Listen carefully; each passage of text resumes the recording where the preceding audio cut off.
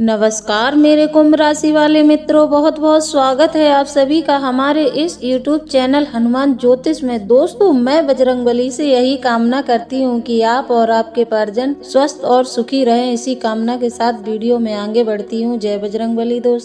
दोस्तों आज के वीडियो में हम आपको बताएंगे कि तांत्रिक क्रिया के लक्षण क्या होते हैं और कुछ ऐसे उपाय बताएंगे जिसके द्वारा आप पता लगा सकते हैं कि व्यक्ति पर सचमुच तांत्रिक क्रिया हुई है या सिर्फ उसका भ्रम है। तो दोस्तों, अगर आप पर तांत्रिक क्रिया की गई है तो उसके लक्षण आपको स्पष्ट रूप से दिखाई देने लगेंगे, जिससे आप खुद समझ सकते हैं कि हमारे ऊपर कोई तांत्रिक क्रिया हुई है, किसी ने हमारे ऊपर टोना टोटका करवाया है।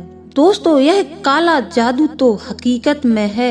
इस काले जादू से तो स्वयं आदि शंकराचार्य जी भी नहीं बच पाए। उन्हें भी इस काले जादू का सामना करना पड़ा था। दोस्तों, हम यह नहीं कहते हैं कि काला जादू जैसी कोई चीज नहीं है। कई लोग कहते हैं भूत प्रेत काला जादू, ऐसा कुछ भी नहीं होता है। नहीं दोस्तों, यह भी एक योनि है। जब मनुष्य बुरे कर्म करता है तो इस योनि में चला जाता है। नंबर 1 दोस्तों, घर में सबसे पहले तुलसी का पौधा मुरझा जाएगा। आप उसकी कितनी भी सेवा करेंगे फिर भी वह नहीं पनपेगा। घर में एक मायूसी सी छा जाएगी और घर के बड़ों का स्वभाव उखड़ा हुआ रहेगा। वह चिड़चिड़े और उखड़े उखड़े शब्दों में बात करेंगे। कभी कभी घर में अचानक दुर्गंध आएगी। बिना बात घर में झगड़े होने लगेंगे। नंबर 2 दोस्तों, आमदनी के स्रोत धीरे धीरे रुकने लगेंगे या फिर बंद हो जाएंगे। जी हाँ दोस्तों, घर का जो कमाऊ सदस्य होगा वह व्यसनी हो जाएगा और अपना पैसा बर्बाद करने लगेगा। नंबर 3 दोस्तों, आपके पूजा घर का दीपक कभी कभार बुझ जाया करेगा, या यूँ कहें जब भी आप पूजा करने जाएंगे तो आपका दीपक बीच में ही बंद हो जाएगा। उसमें खूब घी भरा हो, खूब तेल भरा हो, तब भी वह पूरा नहीं जलेगा, वह बीच में ही बंद हो जाएगा और घर के सदस्यों की रुचि पूजा पाठ से धीरे धीरे कम होने लगेगी। और जब आप अपने घर के सदस्यों से पूजा पाठ के बारे में बात करेंगे तो वह इसको ढोंग और दिखावेबाजी मानेंगे।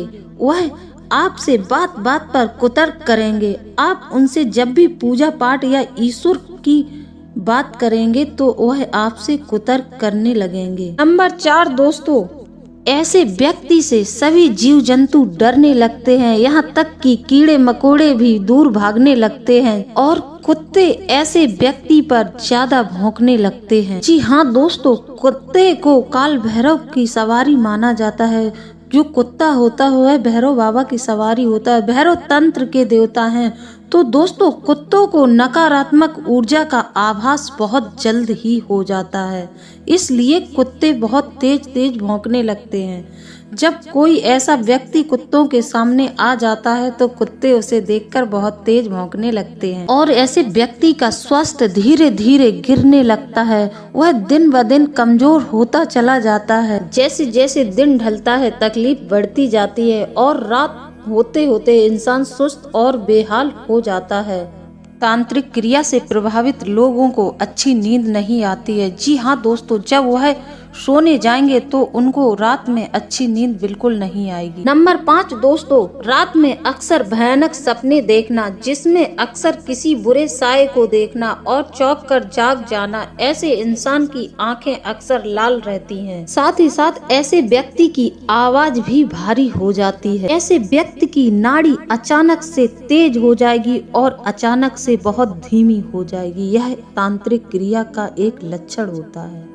ऐसा व्यक्ति अकारण ही चिंतित रहने लगेगा। नंबर 6, ऐसे व्यक्ति के बात करने के लहजे में शक्ति बढ़ जाएगी और लोगों के प्रति सम्मान व दया का भाव बेहद कम हो जाएगा। कुछ परिस्थितियों में स्थिति और खराब हो जाएगी। ऐसा व्यक्ति धार्मिक स्थलों से घृणा करेगा और जुआ, शराब, वेश्यावृत्ति जैसे कृत्यों में लिप्त हो जाएगा और लोगों को ऐसे इंसान के साथ बैठने व बात करने में लोगों को घुटन व परेशानी होने लगेगी।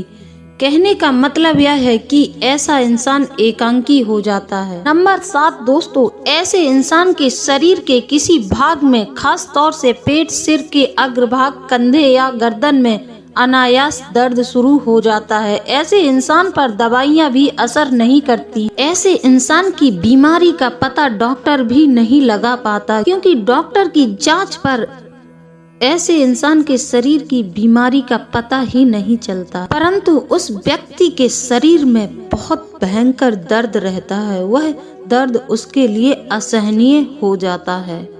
दर्द की पहचान यह है कि सुबह के वक्त सूर्योदय काल में यह बिल्कुल ठीक रहता है, परंतु दोपहर 12 बजे तक यह अपना काम करने लगता है, यानी कि दोपहर से धीरे धीरे दर्द बढ़ जाता है और रात्रि में यह और ज्यादा हो जाता है। तो दोस्तों, आज हम आपको कुछ ऐसे उपाय बताएंगे जिनसे आप पता लगा सकते हैं कि व्यक्ति के ऊपर सचमुच में तांत्रिक क्रिया हुई है या नहीं। तो दोस्तों, उपाय को ध्यान से सुनिए। हो सके तो कॉपी पेंसिल लेकर बैठ जाइए और आप उपाय को लिख लीजिए, ताकि मेरे द्वारा बताया हुआ उपाय आपसे गलत ना हो जाए। नहीं तो आप गलत क्रिया करेंगे तो फिर आपको उपाय से कोई लाभ नहीं मिलेगा। फिर आप कहेंगे कि आपने हमें यह कैसा उपाय बताया, इससे हमें कुछ लाभ ही नहीं मिला है। तो दोस्तों, उपाय जैसे मैं बताऊं वैसे ही करना है आपको। दोस्तों, आपको एक नींबू लेना है। नींबू एकदम हरे रंग का होना चाहिए। आपको वह नींबू उस व्यक्ति के तकिया के नीचे रखना है जिस व्यक्ति के ऊपर तांत्रिक क्रिया हुई है, या आपको तांत्रिक क्रिया होने का शक है, तो आप नींबू को उस व्यक्ति के तकिए के नीचे रख दीजिएगा। दूसरे दिन सुबह उस नींबू को वहां से उठाना है और उस नींबू को काटना है। फिर देखना वह नींबू थोड़ा थोड़ा काला या फिर कुछ ज्यादा ही मुरझा जाएगा। अगर आपको नींबू मुरझाया हुआ या काले रंग का दिखे तो आप समझ जाना कि हमारे घर में तांत्रिक क्रिया हुई है। जी हाँ दोस्तों, दूसरा उपाय यह है, ऐसे व्यक्ति के पलंग के नीचे 1 चम्मच नमक 1 गिलास पानी में घोलकर रख दें। सुबह के वक्त वह पानी भी मटमैला हो जाएगा, तो आप समझ जाइएगा कि इस व्यक्ति के ऊपर तांत्रिक क्रिया की गई है। नंबर 3 दोस्तों, ऐसे व्यक्ति के हाथ में 5 लौंग, फूल वाली 5 लौंग के जोड़े बांध दीजिएगा एक लाल कपड़े में। अगर व्यक्ति के ऊपर तांत्रिक क्रिया हुई है, उस पर किसी काले जादू का साया है, तो आप देखना वह व्यक्ति को घबराहट होने लगेगी। वह उन लौंग को छोड़कर तुरंत ही फेंक देगा। अगर सचमुच में उस पर किसी साये या काले जादू का असर है, तो वह व्यक्ति लौंग के इन 5 जोड़ों को अपने हाथ में 2 दिन से ज्यादा नहीं बांध पाएगा। यह एक तांत्रिक क्रिया को पता लगाने का बहुत बड़ा असरदायक उपाय है। इससे आपको 100% पता चल ही जाएगा कि आप पर तांत्रिक क्रिया की गई है। तो दोस्तों, अगर आपको मेरे द्वारा दी गई जानकारी अच्छी लगी हो तो चैनल को लाइक करें, सब्सक्राइब करें, कमेंट में जय बजरंगबली अवश्य लिख दें। दोस्तों, आपके जय बजरंगबली लिखने से हमारा मनोबल और भी ज्यादा बढ़ जाता है और हम आपके लिए इसी तरह ज्ञानवर्धक वीडियो लाते रहेंगे। तो दोस्तों, इसी के साथ अब हम वीडियो को समाप्त करते हैं। मिलते हैं अगले वीडियो में। जय बजरंगबली दोस्तों।